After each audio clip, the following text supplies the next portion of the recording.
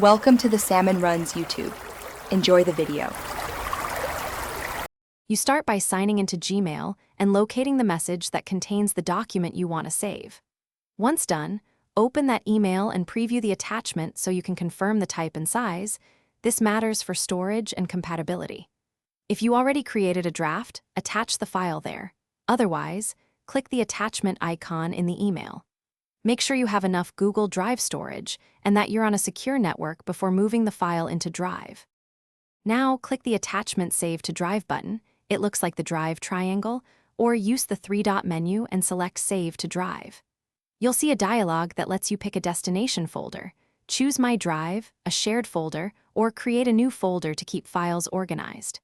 If the file is a Google Docs compatible format, decide whether to convert to Google format. Conversion allows live editing, while keeping the original preserves formatting. Make your selection and confirm the save. Finally, go to Google Drive and locate the file you saved. Right-click to move it into folders, rename it for clarity, or set sharing permissions so collaborators can view or edit. Once organized, you're done.